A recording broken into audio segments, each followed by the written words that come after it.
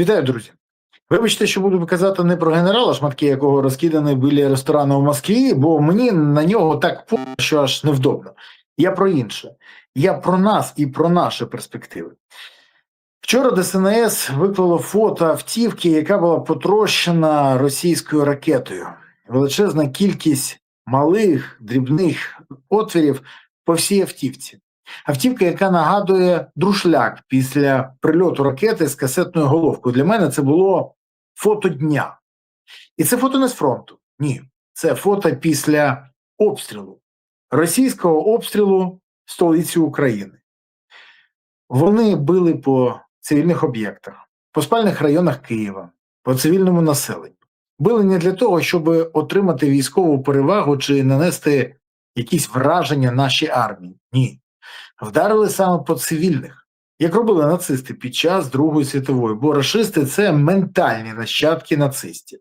І модель ведення війни в них така ж сама схожа. Вони намагаються нанести якомога більше шкоди українцям і примусити нас страждати. Вони хочуть зломити моральний дух України. Вони хочуть це зробити і примусити нас просити про закінчення війни на будь-яких умовах. Так от, я сьогодні мав вже зранку 2 розмови з людьми, які потрапили під цю нічну атаку в Києві. Обидва просять лише про одне – бити у відповідь. Бити так, щоб Москва палала. Бити так, щоб на Росії відчули наш біль і захлинулися у власному крику страждань. До речі, така сама реакція була і у британців на бомбардування Лондона нацистами, і сподіваюся, що відільються цьому вовку вечі сльози. Взагалі, чи б'ють росіяни по технічних об'єктах? Майстернях, заводах, всьому іншому. Так, б'ють. І навіть вражають, і нам це відомо, але так само навмисно вони б'ють касетними головками по цивільних об'єктах. Бо, давайте відверто казати, коли хочуть нанести враження саме не по живій силі, а по якихось об'єктах, то геть інші бойові частини ракет. Тому, що роблять росіяни, ми всі добре розуміємо. А Москва? Москва нехай відчує на власному досвіді те, що відчули вже Київ, Одеса, Харків, Суми, Запоріжжя, Дніпро, Львів, Маріуполь і всі інші міста або села нашої країни, які відчули на собі атаку росіян. Ракетну або дронову, але відчули. І ми знаємо, як це. Коли нищаться міста, коли вбиваються містяни, коли цивільні міста перетворюються на об'єкти атак Росії. І це буде справедливо, якщо по Москві так вдарять. Але для цього треба змінювати ситуацію. Так, буде справедливо, але якщо вдарять, а не лише якщо будуть просто говорити чи розлого лякати росіян. Росіян не треба лякати. Їх треба примушувати відчути все те, що відчуває Україна. Хочете приклад? Тримайте. Цитата Трампа. Україна має дуже багатий, дуже радючий ґрунт з точки зору рідкоземельних металів. І у нас підписаний контракт, що стосується рідкоземельних елементів. Ми можемо зайти туди в будь-який момент, коли захочемо, і взяти практично все, що захочемо. Це слова президента Сполучених Штатів Трампа. І вони ґрунтуються на тому, що підписала Україна. А нагадайте мені, будь ласка, прізвище хлопчика, який казав, що Україна ніколи не підпише угоду про корисні копалини США без безпекових гарантій. Але ця ж угода все ж таки була підписана. При тому без безпекових гарантій. І навіть є 2 додаткових частини угоди, які засекретили. І ми ніхто не знаємо, що там. Цікаво. Чому Трамп про це говорить, а Зеленський тримає язика за зубами? І під тиском чого він підписав, погодився, що ці угоди будуть підписані? Може якось дізнатися взагалі, як Україна підписала угоду, не отримала безпекові гарантії, а зараз Трамп робить такі заяви. Так хто ж той перемогун, який пообіцяв, не виконав, а Україна щось підписала?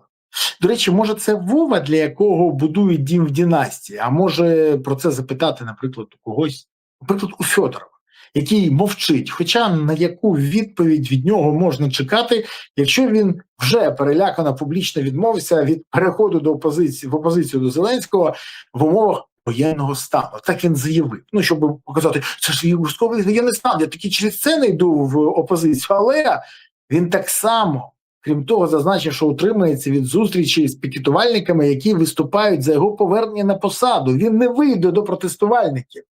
Виглядає як стара приказка. Ти протестуй, дурачок, от тобі за це значок. Ну, яких ще борцунів з корупцією та свавіллям влади вам не вистачає? Нове обличчя, яке вірно служило 7 років президенту, а не Україні і українському народу. Більше того, навіть вийти і подякувати тим, хто вийшов з картонками за нього, сміливістю Федорова не вистачило. Все сподівається, що його хоч кудись притулять. Може там заступники Драпатому, може кудись в РНБО, може щось куди. А може його сподівання не марні, і саме тому він тримає язика за зубами. Цікаво, якщо Зеленський запровадить санкції проти Конотопського, який надблизький до Федорова, то він їх мовчки підтримає чи буде волати, що це беззаконня і порушення Конституції? Бо по мені він підписав санкції по команді Зеленського. Мовчки, покірно. Ну, як той, хто служив 7 років і раніше Зеленському і хоче служити далі. Ставлю на те, що буде мовчати. А взагалі, знаєте, чому Федоров не вийшов до картоньєрів і не очолив ходу? Я процитую Костянтина Кожем'яку, бо він найкраще це визнав. Все просто, бо це означало повністю розістрати з Зеленським, якому не країні вірою і правдою служив 7 років, окончательно втратив би сподівання залишитися при грошових потоках. А от розсердиться він з Зеленським, коли перспектива виборів з'явиться і перезавантаження влади стануть реальними, і Міше доведеться перестати прикидатися менеджером, доведеться погодитися стати політиком. І буде замість «Слуги народу» засільними фотографами яка-небудь партія є заєбісь, в якій замість фотографів будуть СММники і інші, але які так само, як фотографи, дупля не відбуватимуть у державоутворенні. Ті самі яйця, тільки в профіль. Немає ніяких заперечень. Найгірше в цій ситуації – це те, що це показує, яка влада, які в неї слуги, яка в неї команда. А тепер скажіть мені, то чого чекати від цієї влади, коли навіть викинутий у відбій Міша неспроможний ні на що, ні на запитання про династію, не визнати, що він порушував Конституцію, не навіть вийти до протестувальників, які підтримували його. Бо Фаберже вони або є, або ні. Хоча у декого вони є фізично, а по факту відсутні. І ми це бачимо. Тому бити по Москві, саме по Москві, для цього теж потрібні Фаберже, які поки наша влада не проявляє. Бо інакше вже ми бачили геть іншу ситуацію. Дякую, що дивилися, дякую, що підписалися, поставили вподобайки, прокоментували і поширили відео. Окрема подяка за те, що не забувайте підтримувати ЗСУ, донатити на ЗСУ, приєднуйтесь до ЗСУ, допомагайте ЗСУ. Бо якщо ми будемо підтримувати ЗСУ, то у України буде гідне майбутнє. Тож гуртуємося всі навколо потреб ЗСУ, щоб в Україні таке все склалося. Дякую вам. Па-па.